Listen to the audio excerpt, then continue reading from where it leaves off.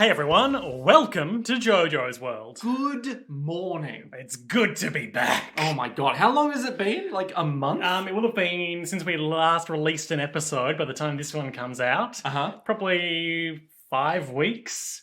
Oh god! 4 weeks maybe? 4 or 5 weeks? Yikes. I didn't track the dates. Well, it's all been worth it. Yes, I did some low-level community theatre and had a nice time. You can probably tell from how much more charismatic my voice has become that I have reconnected with my roots as an inexperienced actor. But Liam, you always sound like this. Oh no! Nick, we picked a good episode to come back to. Yeah, the absolute bullshittery of this episode. Oh, sidebar, I'm Liam S. Smith, one of your co-hosts. Oh, I don't need downtime. One of the other co-hosts. And this is Jojo's World, our Jojo's Bizarre Adventure recap and discussion podcast, where today we are recapping the 35th episode of Jojo's Bizarre Adventure Part 6, Stone Ocean, entitled Sea Moon Part 2. That's the second part of Sea Moon. It is. You can see a second moon. Mm. It covers chapters 739 through 742 of the Jojo's Bizarre Adventure manga. I gotta say, I've never had more conversations outside of our podcast recordings about a topic than fucking Sea Moon. Like, just trying to explain, oh yeah, Sea Moon comes from, like, this thing that Paul McCartney did because it's based on L7, but that was the Woolly based... Bully. Yeah, that's the, like, trying to remember the name of that. I was like, it's by this band, but it's like, it has a... Sam Archer and the Arrows. Yeah, and I was like, but it was, like, covered by these other guys. But you gotta understand the richer context of L7. It's all about geometry and shapes. And about them not quite fitting, but being close enough that contextually, we all gain appreciation of L and 7. Now, the listeners may ask why we're spending several minutes rehashing a subject we discussed last episode, but it's quite apt for the episode of the podcast that we watched, of the anime that we watched, which starts with a 3-minute recap of the last episode. Like, literally, this is the one episode that we should have come back to and gone, yep, that's the one to come back to. Yeah. Because it'll recap literally every single thing. The rest of the episode was really good. But I mean, everything was great. 3-minute recap. Jesus Christ. But you know what else lasted for 3 minutes? Our patrons. Expound on that. I refuse to, but you know what I'll expound on is this week's patron who is new to our Patreon. We love it when there's new patrons joining our Patreon, a service that's only getting better each week. Sure, I'll also sarcastically remark that as well. So I'll give a thanks to Alex Nordlum. Alex Nordlum. He's our sponsor, Alex Nordlum VPN. Yeah, Nordlum sounds like an evil corporation to me. Nordlum? He's working for Nordlum. We can't trust him. What does Nordlum even do? They do everything. They do security services. They create drones. But what does that mean? They own Amazon. But they're in dental and bath care. Yep. How can they do both? Here at Nordlum, we do it all. Evilly. See, we only Invest now. How do I buy your stocks? With blood. What kind of blood? My blood? Yeah, sure. Oh, okay. Can it be someone else's blood? Thank you, Alex Nordlum, our most evil patron to date. Oh, and before I forget, also tangentially related to Alex Nordlum, thank you very much. Okay. We have other patrons who have sent us rather nice That's messages. true. That is 1 degree of separation. Yeah. They all subscribe to the same Patreon. Exactly. So it is kind of related. Yeah, we got a nice one that said, I just want to check in and say thanks for making the only JoJo's pod worth listening to. Oh, that's nice. Which I thought was quite funny. Now, is that just repeating a thing that we've said sarcastically before? I want to say no, because the very next sentence is, I tried to listen to the other popular one, and dude, it sucks. I don't even know what that one is, so I'm not going to take an insult to another... I'm not going to slander. I'm not going to mentally connect an insult to another popular JoJo's podcast. Yeah. Because I don't know which one it is, because my long-standing stance is that I don't listen to other JoJo's podcasts because I know I would steal their jokes. I also didn't realize there were others. So I thought they all either died off at this point or they just didn't exist because we're the only one worth listening to, obviously. Of course. The only anime podcast worth listening to. Yeah. And... Although I've heard good things about anime sickos. Anime sickos? Yeah. Is that the... No, I haven't listened to it. Okay, I'm thinking of Trash Taste is the one that has, like, some anime and just generally weird vibes. Okay. Yeah. Anyway, we also got another one that basically says they've been a fan of the podcast for years, even before part 5 aired. Even before part 5. And so they've been The listening oldest part. Apparently we are great podcasters and they're glad to have found us. Well, thank you so much, everyone. It's good to be back. Yeah. I also have a message to share from a big fan of ours. Oh, who's that? It's Hirohiko Araki. Oh my god, I love him. He writes into the podcast and he says, in the author's note for the final volume of Stone Ocean. The final... What? The final volume. Wait, does that mean that we've we have- entered the final countdown. No, that means I'm not going to be able to know We're anymore. leaving What is forever, this?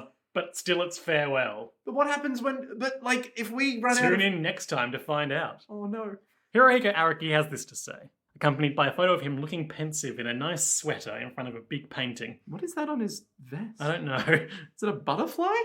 It's difficult to explain, brackets, and I know it's sudden, but when I'm drawing, I feel the existence of what I call gravity. Oh, for fuck's sake. It's difficult to explain, but when I'm drawing, I feel the existence of what I call gravity. Mhm. In other words, while you might think that as an author, I have utter control over the actions of the main characters via the progression of the story, Which I do. or the world in which I make them live, Mhm. it's not always like that. At some points, when the characters have no choice but to act against my will, I've had to draw scenes I never wanted to draw. I feel that this is gravity, and that gravity is part of fate. When you read this final volume of Stone Ocean, I'd like you to think about that for a moment. Gravity.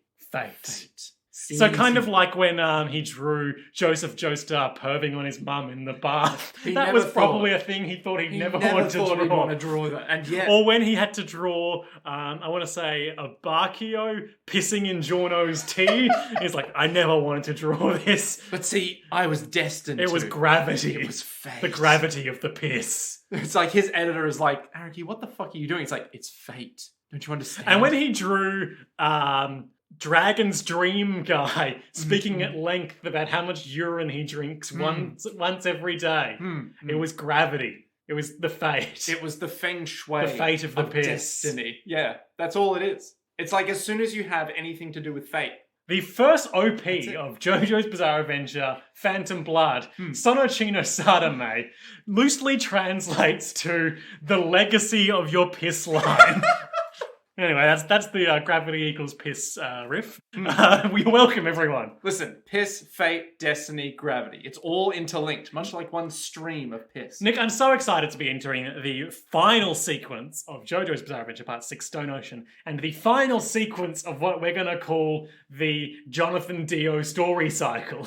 Okay, alright. Why are we calling it that? Well, because as we've discussed previously, even though it technically goes against my no spoiler policy, from JoJo's Bizarre Adventure Part 7 onward, we're entering a new thing that's unrelated to previous events. Oh. That's why it goes back to the Wild West, Oh. as you've doubtlessly been spoiled on before. I have been very spoiled on it by people on horses. But no specific events. I worry, though, because I hear horses are notoriously hard to animate. I would not be surprised by that, but I would enjoy if a certain horse, if you know what I mean, also... I mean, he won't, but if a you mean Whole Horse? Whole Horse. Star of Crazy Diamond's Bizarre Heartbreak. Exactly. I would really enjoy if he just showed up for no reason. Well, I'm here to shoot some people with my gun that doesn't really work that well. Wait, are you being the good, bad, and the ugly, or are you being what's his name? Not Billy Sunshine. Nick, I'm being Whole Horse. Oh, right, gotcha. I thought you were.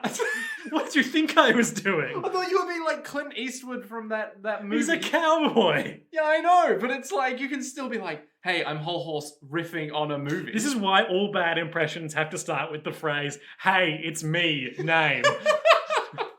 Just so you're all like, oh, now I know what he's doing. That's really good. Okay, let's get into it, Nick. Okay, we open Sea Moon, episode 2. Gravity.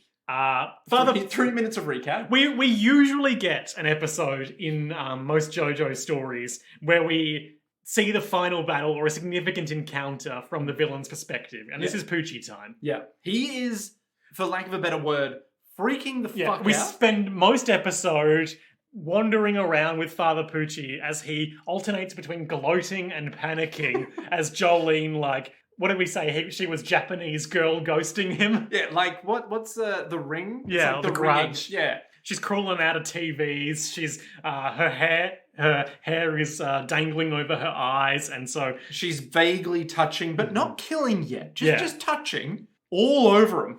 He runs through the Kennedy Space Center Visitor Center, wondering how she could possibly be alive after he turned her heart inside out. And as he runs by a ornamental globe, he punches it, causing the world to turn inside out. A potent symbol of his power. I get it. He's like, maybe I missed her vital organs. No, I know I hit it. I absolutely hit her heart. So there's no way I missed. He runs outside, stops, and then immediately strikes this pose, which, try and describe this for me, Nick. So his head is cocked 60 degrees. He's putting it onto his shoulder. As if listening to his shoulder bones for some and reason. then that hand is like lank and straight down. So then his opposite hand is cocked on his hip. He has probably the most sass I've ever seen in someone's hips, where he's just 30-degree tilt at the top half, 30-degree tilt the other direction. And then his knees are akimbo, I would say. Yeah, they're very bent. So he just runs outside, stops, and does that, looks at the camera, and says to himself, I absolutely must finish off Jolyne Cujo here. Nick, lest we forget, Father Pucci is the man who, upon awakening a new stand power, immediately named it after a very oblique euphemism for being cool. This epitomizes him being cool, though. No doubt in my... When you see that flair, when you see that absolute monstrosity of a pose, it just makes you go, oh, this guy means business. He is not cringe. He's got that Jojo flair. He knows what he's about. He's in many ways, Cars or Yoshikage Kira or... No, those are the other two examples. Where a Jojo villain acts relatively normal most of the time, and then... Well, I mean... Or unassuming, I should say. And then every now and then just reveals they're an absolute freak. Yeah, I mean, literally Pucci the whole time has just been like, destiny is mine. I'm going to count prime the very numbers. first words of the Stone Ocean theme song, Heaven's Falling Down. Yes, destiny is mine. But he's just he's still a weirdo, but you're like, oh, okay, he's whatever. Now he's just gone full-blown, yeah, I'm gonna just do whatever the fuck I need to do to win. He says to himself, have confidence, Father Pucci. Fate will choose to side with me. At some point, he's like, remember, maintain composure. Just continue counting prime numbers. And it's like, dude, you're still fucking weird. He passes through a sort of airplane hangar style space. The large theatre?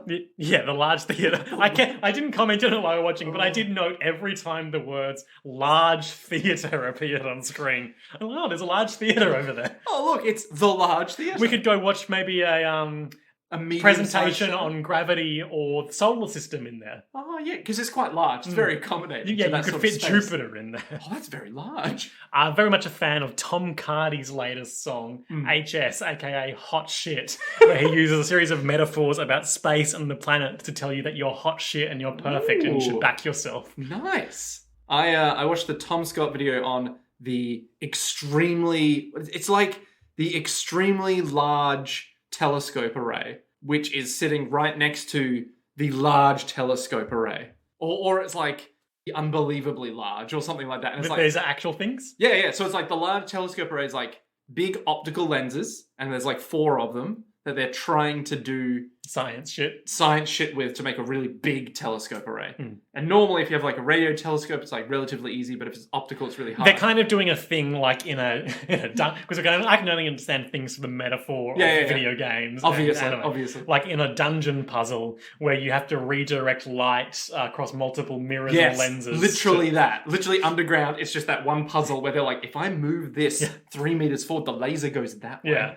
But they're then going, okay, so we've done that. What if instead of that, guys, we just built a really fuck-off big mirror, and that's the telescope? So, I think it's 80 kilometers that way. There's just this Nick is indicating his hands in a direction. Yeah, in the right-hand side. I don't know what cardinal direction it is, but, over that way, there's just, we've got these 4 telescopes. They're huge. They're massive. It's a marvel of science. This is just a really fuck-off big one, though. And you're Great. Oh. So, the closer you get, the more you're oh, that is just a skyscraper. So you might hear about that in the large theatre. Who knows? So he's passing through this big space, and there's a man up in the rafters This fucking bleeding guy. from the mouth and the waist and the neck. And the hip. And he's saying, hey, call a doctor. What happened to my hip bone? I need to find Jolyne. Yeah, Poochie does not acknowledge him, and we never see this man again. He's just like, my Help. hip bone. Something's going on with my hip bone. And he just walks off. He walks past a big crashed shuttle On a large theatre. and says, Jolyne fell here.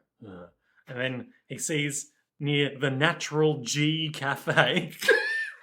You know, at Kennedy Space Center, the Natural G Cafe. However, it's not very well not very well signposted. Because there's some incredibly unnatural G going on. Exactly. Right now. See, the G has a downward arrow on it, but as we know right now, It's not reflecting the real gravity. G ain't down.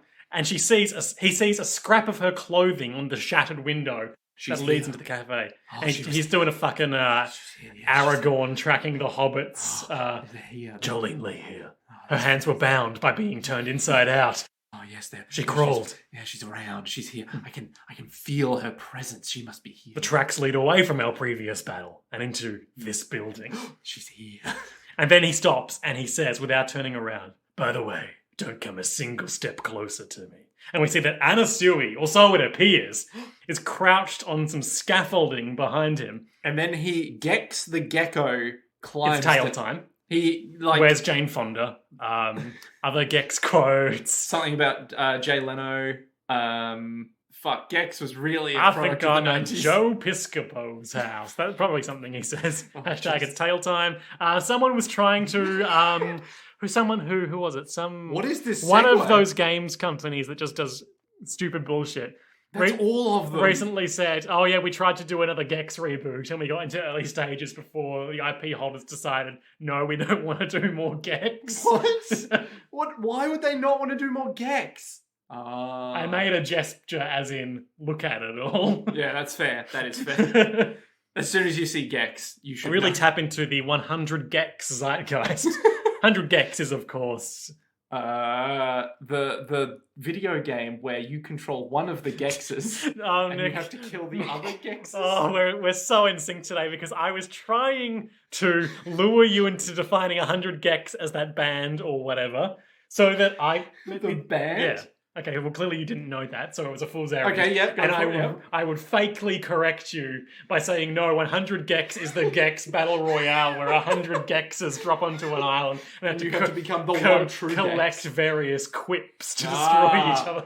So every time you're attacking each other with a quip. And Yeah. whoever's the quippiest moves on. The quippiest Gex.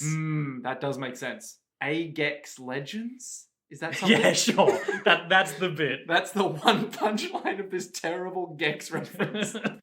JoJo's Bizarre Adventure, your number one podcast for Gex references. So, Unless we forget Bubsy. oh god, not Bubsy. No, we can't do Bubsy. This is a bridge too far. Ugh. That's what he says. The thing is, Gex at the very least you can point to like the cultural context. And it's like, he made jokes Enter at the time. Gecko. Yeah, it's like he made Which was kind of like Enter the Dragon or maybe Yeah. Enter the Matrix. yeah, and it's like, at the time it was like, it was funny. Bubsy is just like, what the fuck is Bubsy's that? just a nasty freak. Bubsy, if you saw him on the street, you'd kick He's him. Donald ducking it. He's Donald ducking it? Yeah. What do you mean? You know, Like- he's not wearing any pants. Oh god! I mean, that's true. He really So is. is Gex, I suppose. Well, Gex Nas- sometimes... All the I mascot guess. platformers other than Mario are nasty freaks. What about... Arrest them all. What about Conker? Does he wear pants? I don't think so, but he was having a bad fur day. Oh, okay. Banjo wears pants. He's a man of class. He's Mickey Mousing it. Pants but no shirt. I swear he wears a He shirt. wears a at blue some- backpack. Yeah, but he wears a shirt at one point. It's not his iconic look though. That's true. That is true. That's not his default play Hmm. style. He's not a business bear. He's an outback bear. Also, barely wearing a shirt is Anasui. That was good. Seamless segue. Who He's gexing it down. The apparent Anasui clambers down this His pole? scaffolding like a Japanese girl ghost. Yep. But I'm not sure why he moves like this. Because, well, as it's about to be revealed, when Sea Moon punches him in the face, it's turns- not Anasui. It's a dead body. That Anasui altered the bone structure of to look like him. So when he d- turns despite inside the out, fact that like- his skin sloughs off him to Yeah. reveal an entirely different looking guy with entirely different skin tone. It's the perfect disguise. It's the perfect trap. So could you go back to that screenshot? To which Father Pucci, while looking at him, absolutely deadpan. It's a real, like, Cromartie high school stare. Yeah, and just being like, shit. Ah, shit, that's not Anasui. Retreat, Sea Moon. That's not the real Anasui at all. And the real Anasui is behind him in the doorway in the darkness, being like, of the Natural G Cafe. Diver Down's pretty cool.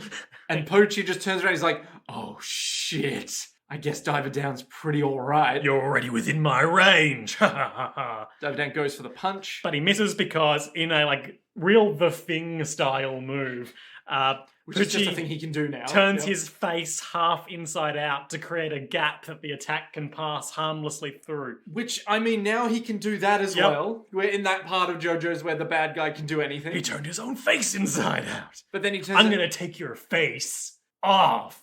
Wait, but...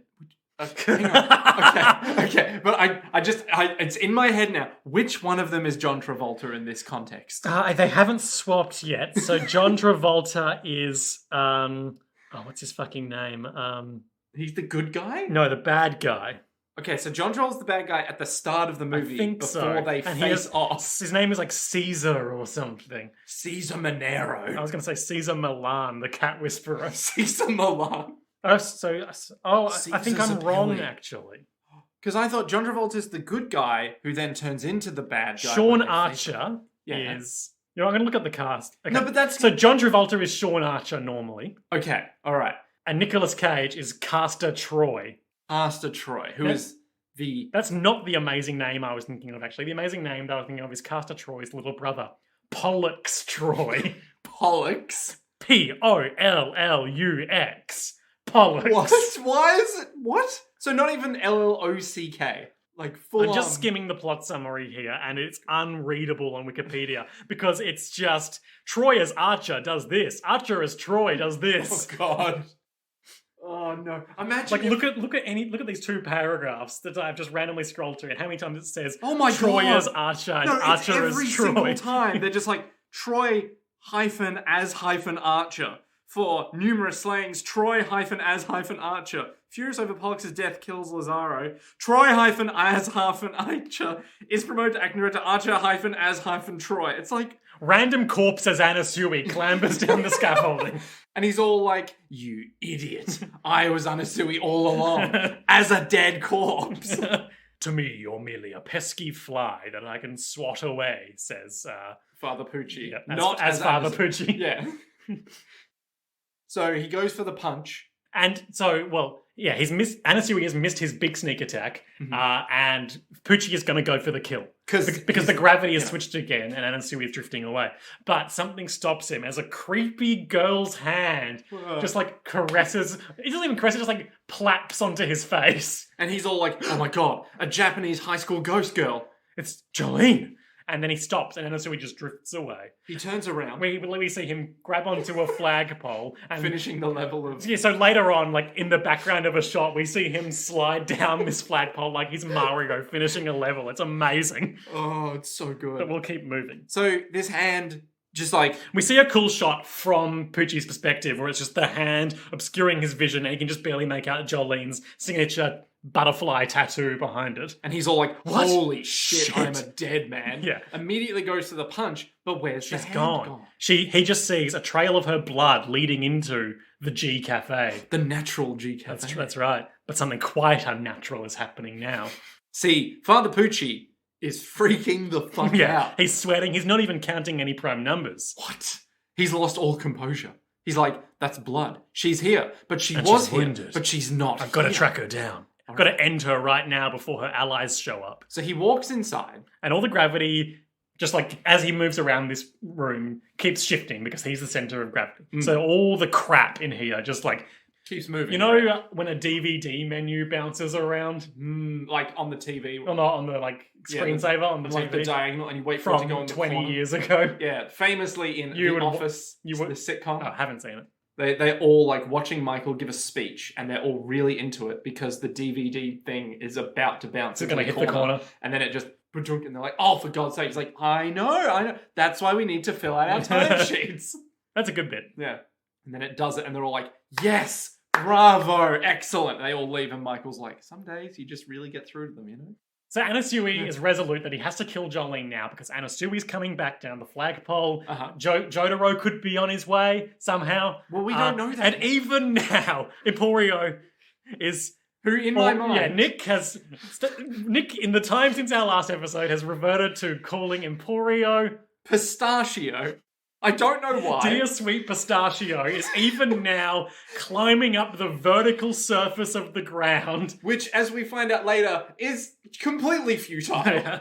Because as he's climbing up, he's like, I just gotta What's reach he the even top. planning on doing? He's got no offensive powers. He's the moral support, you know? He's the guy who's like, don't worry, Jolyne, you can do it if you just do this. They left him nice and secure on a bike rack. He could have stayed there. Oh, but they didn't lock him up with a combination lock, you see. Someone could have stolen him. Exactly. Well, Father Pucci clearly has stolen him. So, Pucci spots some ethyl alcohol. That's flammable. Is it? I assume it is. There's a warning on it that says it is. Well, in that case... I need to kill her and their allies will lose their hope. Especially Jotaro, who at the loss of his daughter will surely just give up and go home and not murder me horribly. I mean, if my daughter was murdered, I reckon, right? Get this. I reckon. If my daughter... Here's the thing. If my daughter, that doesn't exist, non-existent daughter, never will. If they murder her, I'll just kind of move on. I'm trying to think of what Nicolas Cage movie I can compare this to. Maybe Drive Angry in 3D? I was going to say Face Off is a pretty good one. Oh, he has a dead son in that, doesn't he? Yeah. But do they kill the son, or does he just have a... They kill the son, so Nicolas Cage kills John Travolta's son by trying to shoot... I want to say he's trying to shoot John Travolta while they're riding on a carousel together. Okay, alright. Yep, that's a pretty unique spot to have your son murdered, but okay. But it's a good shot. I mean, it's not a good shot. He kills the son and not the father, but it's a good cinematic shot. Oh, it's a good shot in terms of, oh my god, my life is going round in circles. I don't know what the symbolism of a carousel is meant to be. Pucci demonstrates pretty good spatial thinking skills as he uses the altered gravity and accurately pours the alcohol over all the crap he thinks Jolyne's hiding in. While this was happening, I was like, you would hope he'd hit because he's the one who's controlling what looks like the piss stream. Of fate. The piss stream of fate. It's flammable. The wheel of fate is turning. 99 ponies in a tree. 99 gex on an island. Quip off. So Father Pucci pulls out a lighter that he's always had. Yep. He's well known for his smoking. So he's like, I am destiny. I am fate. Outrun this, bitch. Yeah, he sets a huge fire, which doesn't really go anywhere. It doesn't. I noted that if it attacked Jotaro, he'd be fine because he's immune to this kind of thing. And then from out behind the vent that he's standing next to, because he's on alternate surfaces, a hand grasps his ankle. Oh my god, high school Japanese ghost! He punches the vent frantically, but then he realizes it was just her thread. The thread is holding on to him, but is also moving away. And then her hands grab him around the neck. Ugh. And he's all like, oh, this is her. And this is when things get really, really cool. Because he Sea Moon punches both her arms, and we can only see both of her arms sticking out from behind debris. They crumple as anyone who gets punched in the arms knows. By Sea Moon. Bones just break. Starting to go inside out, and then there's like chanting. The music begins to do like bloodborne chanting. Bun, bun, bun, bun. Dun, dun, dun, Not dun, that kind of chanting. Dun, dun, dun, dun, Like sort of Gregorian almost. Dun, dun, dun, dun. As two figure 8 shapes appear where both of her arms have been hit, resolve themselves into a beautiful, beautiful Mobius strip. Mwah. Sparkling, glorious, in its lane, unbothered. Now, And Jolyne's arms remain right side out. Now, I don't want to be that guy. Okay, moving on. So, I mean, technically speaking, Okay, I don't know if you can make a Mobius strip out of thread. why not? So a Mobius strip implies a flat surface. But I think what she's doing, and I don't Is like really making think a- there's any value in trying Analyzing to nitpick Jojo's. this level of Jojo's power. But I think she's making like a plane out of bundles of threads. Yeah. But at the same time, we know that Araki has full control over every scene that he has written. As we've already established in his author's note. Yep. He has total control, right? So Assuming he knows. direct control. Exactly. It's So time he to knew. finally kill Jolyne Cujo. But he couldn't. But, like, I don't know, like, But like the idea of I've made infinity out of my Mobius strip thread, I immediately was like, that's it. This is the greatest anime ever made. It literally can't be beaten. Fuck everything else. And we see Jolyne unless there's an anime about doing a math PhD, this is it. with radiating menacing katakana, but it's Poochie who's being menaced now. She's backlit, her face is in shadow, half her body is in shadow, but she's glaring at him, and he's like, you can't run from your fate! And we see her clearly for the first time, as there's a huge hole in her torso, as her inside-outing heart is being maintained by a massive Mobius strip. Now, how her heart is currently working, don't worry about it. Well, it's still her heart. It's just a Mobius strip thread. Yeah, but don't worry about it. Just don't, I mean, she's not in a good way, but she's not down and out. She is panting a lot, which does make sense. Bleeding a lot. Yeah, it does make sense for someone with low oxygen levels, given that you don't have a heart to pump around the oxygen. Does make sense. So she's not operating at peak capacity. She goes in, she tries to get the kill, but Sea Moon rebuffs her. She gets a blow on the neck. She's presently mid. But another Mobius strip resolves itself, and she's powerful. Still in it. She is not Sea Moon. She's L7. She's... Oh, okay. She's 8. She's 8. What a fucking stupid... I hate that we're extending this rich conlang. Poochie understands. Mobius strips? Is that what you're creating? So, I just love the fact that in this moment, Poochie, of all people, a man who fucking loves prime numbers, is just like, Mobius strip. Mobius strip? As we come back from commercial, like a really relaxing, soothing voice, and like, it's almost like a relaxation tape or something, as like a single finger traces like a ribbon in the shape of a Mobius just strip. like, Start tracing its surface with a finger, and keep going. Follow the surface without lifting the finger. Before long, you have traced both sides. You will be back at your starting point. This non-orientable shape was discovered in the 19th century by a German mathematician. Do not question the nozzle. It is called Mobius strip, after his name. Mr. Mobius strip. Literally Mr. Mobius.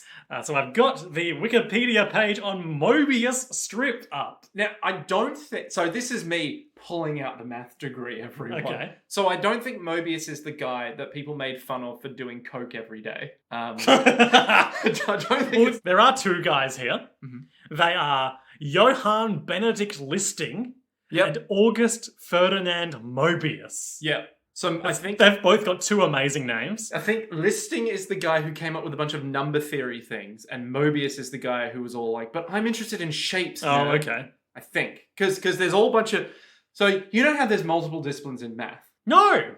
Great. So I'm pretty sure at this point, the age of Euler, or Euler, or whatever his name was, was done. Where everyone was like, I'm just going to study all math. And at this point, everyone's like, okay, there's too much. There's just too much to cover. I'm just going to go into like one area and do cool shit there. And you can follow me if you want, but don't at me, okay? I'm just going to be over here doing my thing. And so this is the era where a bunch of dudes discovered really cool things because there was too much other math. Like the Mobius strip. Exactly. Inspiration for many F-Zero X levels.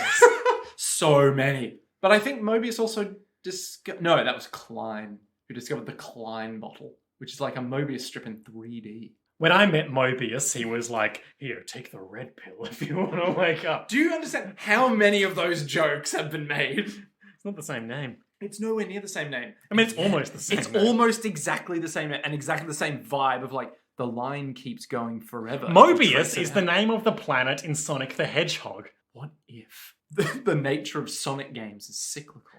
Well, Sonic runs up a lot of ramps and shit. The ramps never end, Liam. That's the secret. In popular culture, Mobius strips appear in artworks by M.C. Escher, Max Bill, and others, and in the design of the recycling symbol. What? Hang on, what? Okay, look, you want me to fact check the recycling symbol on this? The recycling symbol is just a triangle. Maybe it's like an American one or something. Oh, maybe. Or maybe it's meant because of the way the arrows flip and curve, it's meant to evoke Mobius. The infinitude of recycling. Yeah. Many architectural concepts have been inspired by the Mobius strip, including the building design for the NASCAR Hall of Fame. I love it's not even like a big concept. It's like Because I thought it'd be like, many things have been inspired by it, like staircases, But it's like, no, just like this one place. Performers including Harry Blackstone Sr. and Thomas Nelson Downs have based stage magic tricks on the properties of the Mobius strip. The canons of J.S. Bach have been analysed using Mobius strips. Many works of speculative fiction feature Mobius strips. House of Leaves? More generally, a plot structure based on the Mobius strip of events that repeat with a twist is common in fiction. That's bullshit. Why is that in this article? No, you got to understand, because if you trace your finger along the plot of Lord of the Rings... Of House of Leaves. You wind up back at the start. And then Johnny Truant is all like, I want to kill myself, just like I did at the start. Maybe I'm the Minotaur. Oh. Catherine Ryan in season 10 of Taskmaster was famously like, this room is so much bigger than I thought it would be. Am I the Minotaur?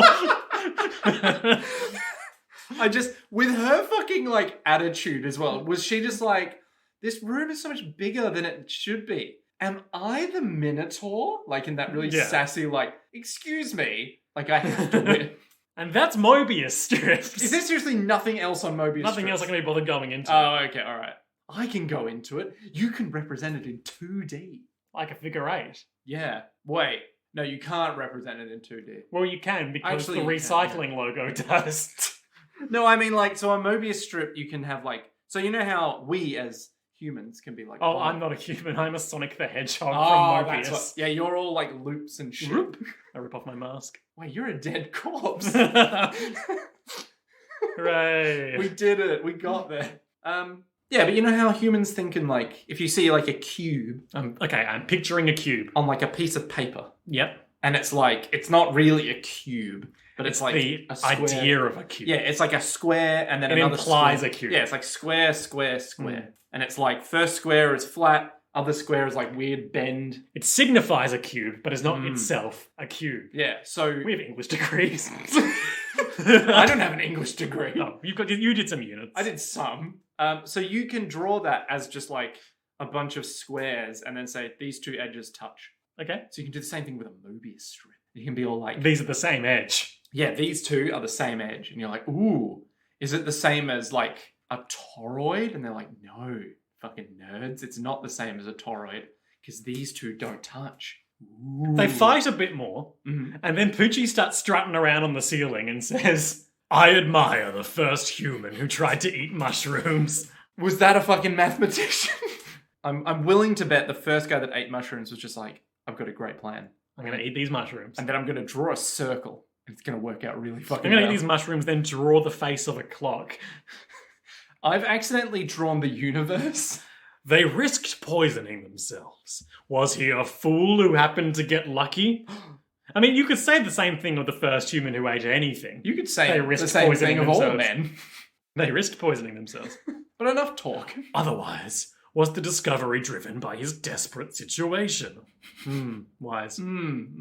Would you survive if I struck your head? So we clearly see the answer to this in like 5 seconds. Well, he gets a glancing blow. He doesn't really get a direct hit, you know? And even so, she's all like, I got a great... She has to do like a couple of nested Mobius strips. Yeah, but even then, it's like... She survives. How many Mobius strips... She's breathing heavily, though. She's not moving around a lot.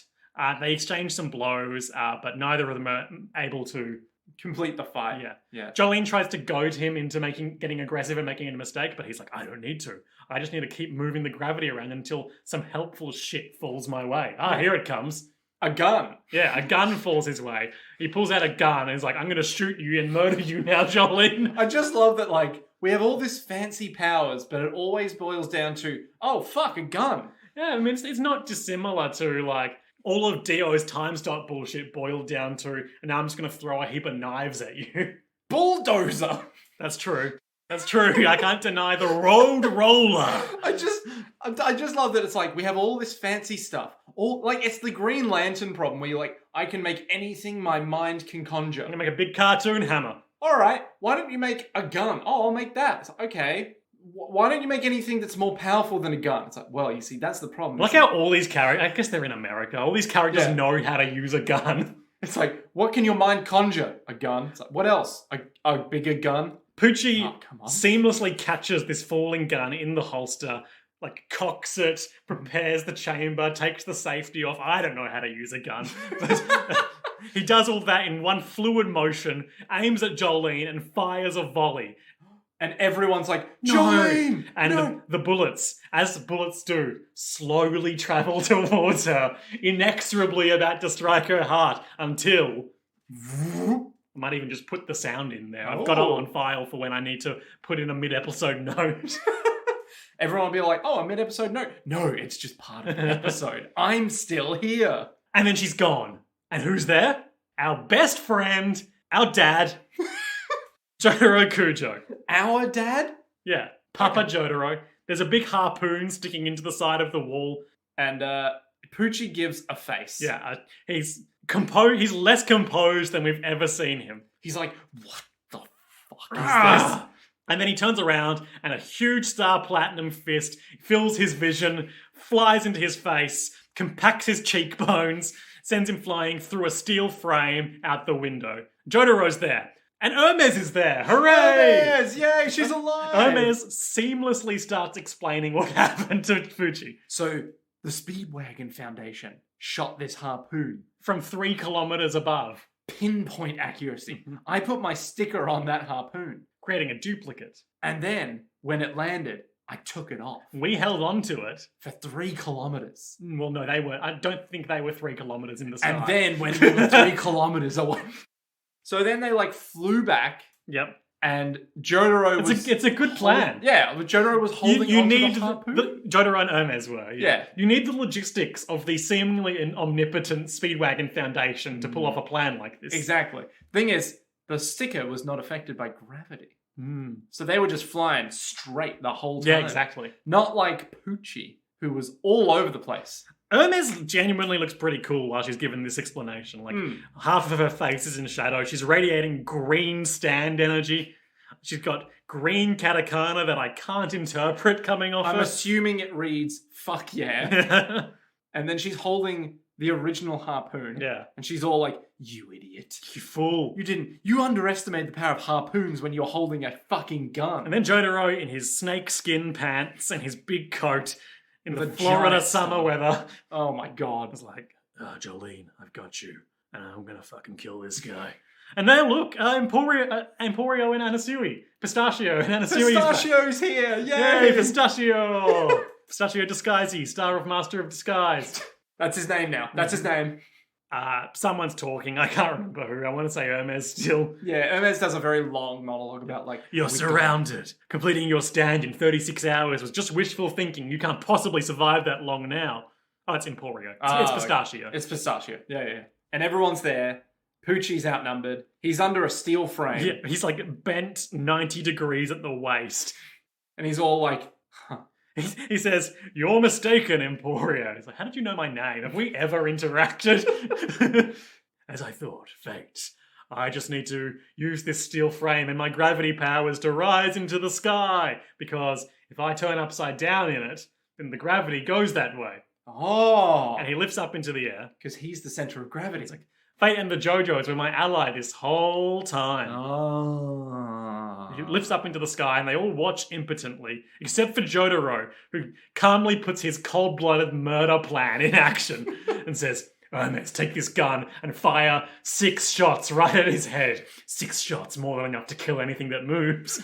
And yet... Hermes is like, sure, I know how to use a gun expertly. So, Hermes takes aim. Jotaro... Sorry, while Poochie's riding this guy, he does exposit that he doesn't need to wait for the new moon if he finds a spot in the air where the gravity of the moon is equivalent to ground level's new moon gravity. Which is weird that we then therefore had the countdown, but I kind of get Well, it. he thought he needed the countdown until this very moment. Where he now was like... he has a revelation. Where it's like, it wasn't time. He It was gravity. he found a loophole in destiny. Oh... Much like the very same loophole at the center of a Mobius strip. Okay. Yeah, alright, sure. I don't get it, but alright.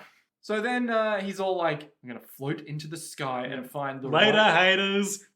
Poochie died on the way back to his home planet. Because his name's Poochie as well. Oh my god, it all comes full circle, like a sea moon. Yeah. So Cool. He floats up and he's all like, that's it. I just got to find the right gravity. This is all going to be done and dusted. I've got the plan. I'm a winner. I'm the GOAT. This is it. Yep. So Hermes fires the shots from the gun with her expert marksmanship abilities, and Jotaro's plan is to wait till his stand, Sea Moon, is distracted by that. Then I lob this harpoon through his brain with Star Platinum in stopped time. Yeah. So Jotaro Much like Dio once tried to do with him. That makes sense. 1,000 knives. But it didn't work. Well, it did work on Kakarot. It didn't work on Jotaro, because Jotaro could move and see in stopped time. Yeah. So he had perfect precision. I'm just going to fix this problem by destroying your ability to do anything with it. And also Jotaro had thought ahead and stuffed his coat and hat with newspaper. The only thing that can stop knives. Yes. It doesn't work because moments before time stop releases, Poochie's eyes flicker in recognition. And Jotaro's like, huh?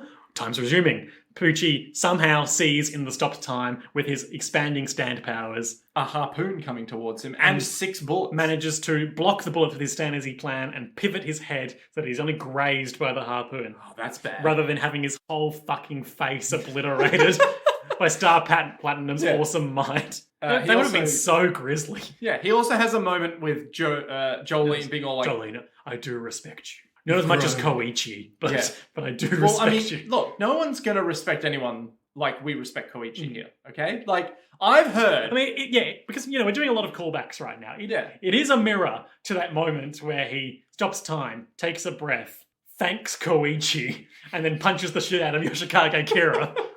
But, like, okay, let's be fair. Koichi is the best, no doubt, all right? Also, that's your daughter. Koichi haters log off.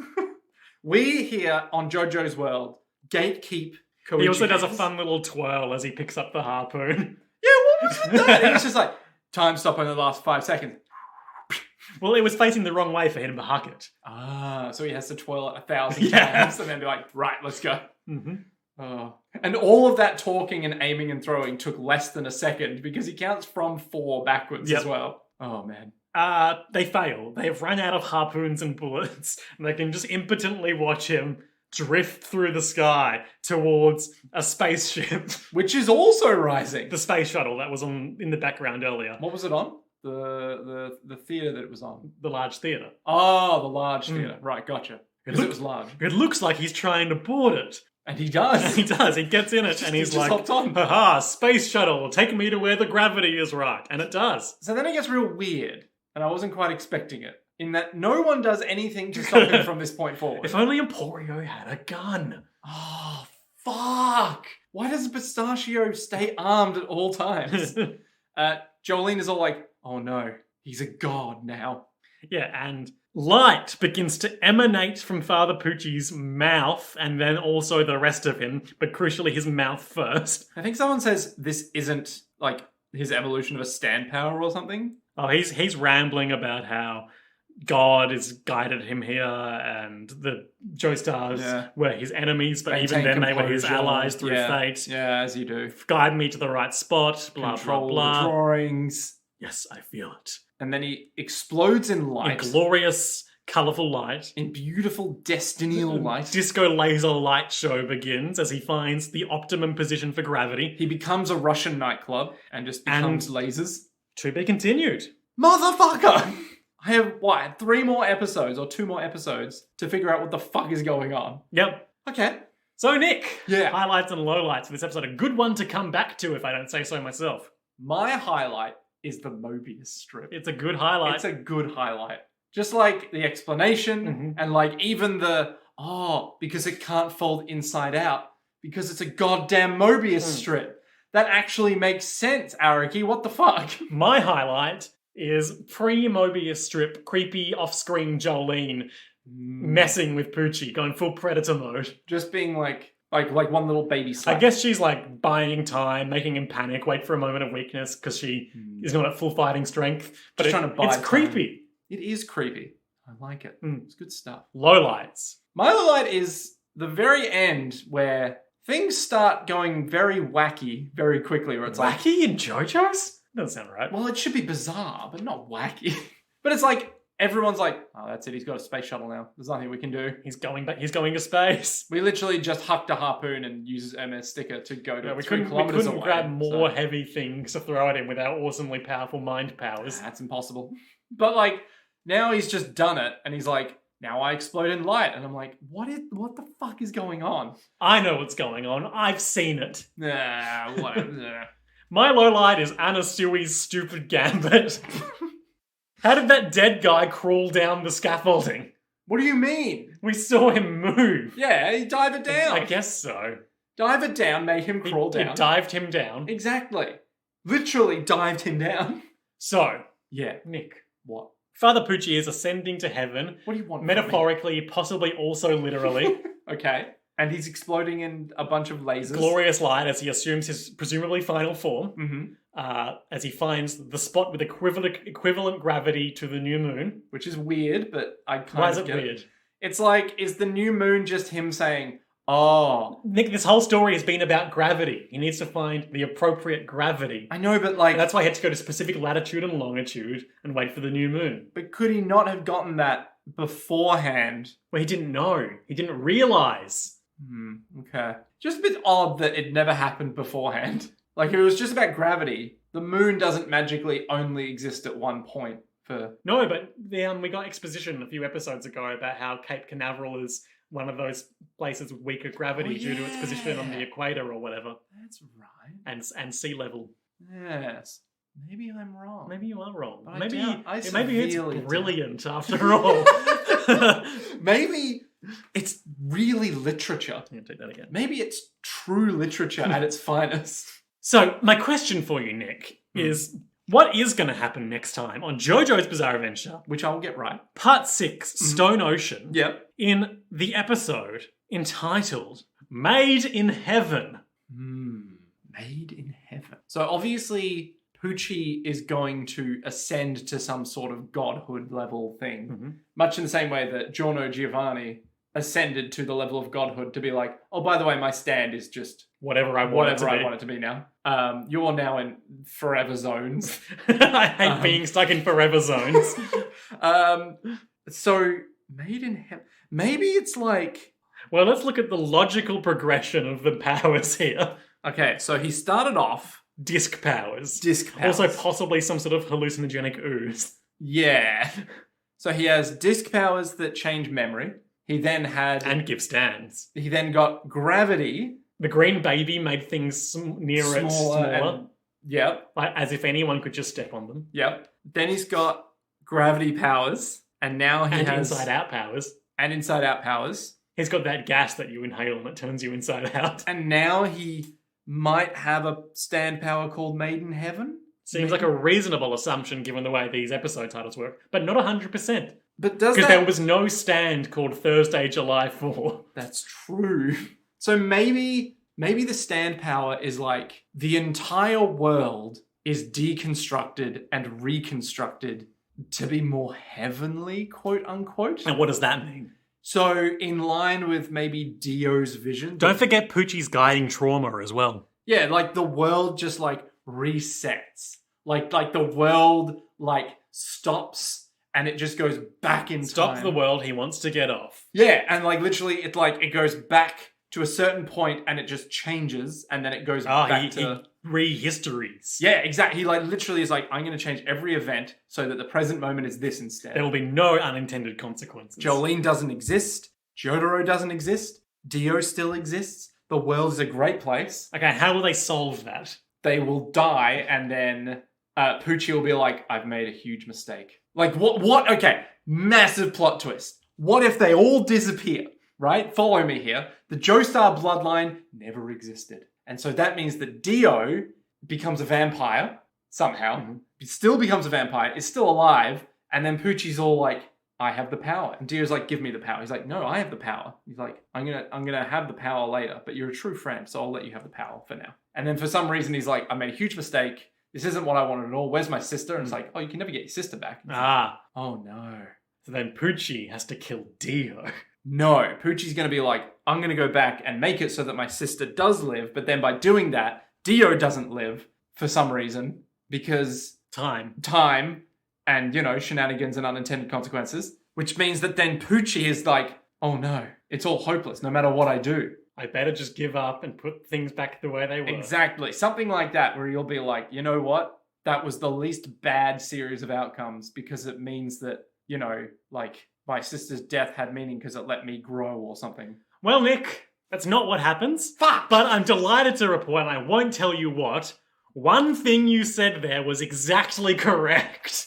What? One minor element of that diatribe.